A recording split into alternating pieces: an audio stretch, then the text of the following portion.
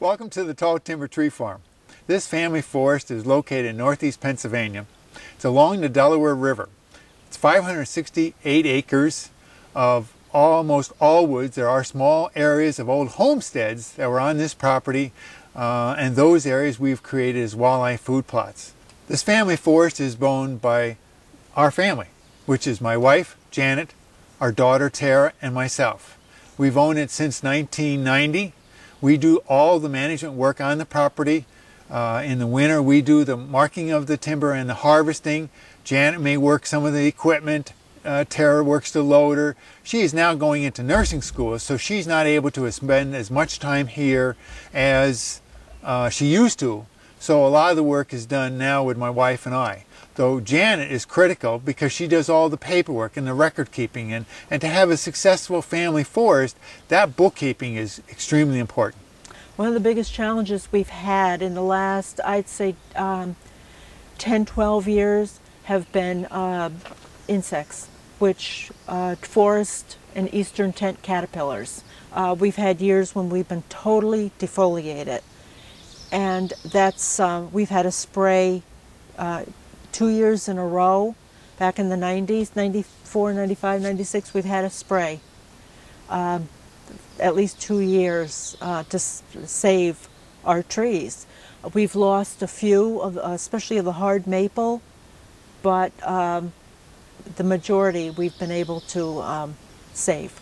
To have a good tree farm, a successful tree farm, planning is the #1 thing. The weather, you've got to plan for the weather, you've got to plan for how you're going to be the most productive. Many a times after working all day, Janet and I would sit down and say, well, we did this and we didn't do that, and we would keep notes so that the next time we were going to be doing something, we would plan it out to be the most productive and successful. I think when it comes to tree farming, anybody that is thinking about getting into having a family forest, you have to be willing to put your whole heart and soul into it. You have to give 100%, and it's sometimes more, and it's not for the faint of heart, but it's well worth it. Someone just getting started into it or looking for a tree farm, I would tell them to come out, see the land, and just enjoy it and sit and listen. And right when they get here, within a few minutes or hours, they'll love it. They love it just like I do, just like my family does, and they'll go for it. I tell them just to go for it. Most people have the concept that if you're a tree farmer, you grow Christmas trees. And we said, no, you know, this is a forest. We're a family forest. And we like to show them what can be done with their woodlots, no matter what the acreage. Something can be done with it for sustainable forestry. We invite people in. We have a lot of field days. We have the legislators in. We have groups of teachers. We now have the Audubon Society members coming in for birding. We have our church groups coming in, so that and we combine fun with education.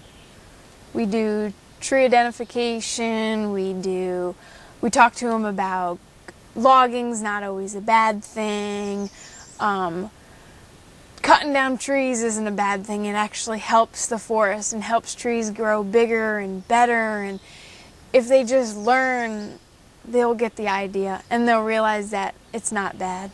If our family was able to win the National Outstanding Tree Farm of the Year, our feeling is that it's a good way to improve family structure. We here at this family forest spend fun times and working times together, and that's very valuable for a good family structure. So my feeling would be to try to get the family involved, work together on the land. It's a time to have fun, it's a time to work, and it's time for remembrance of all the good things that happen on your property. And it strengthens the family structure in the long run.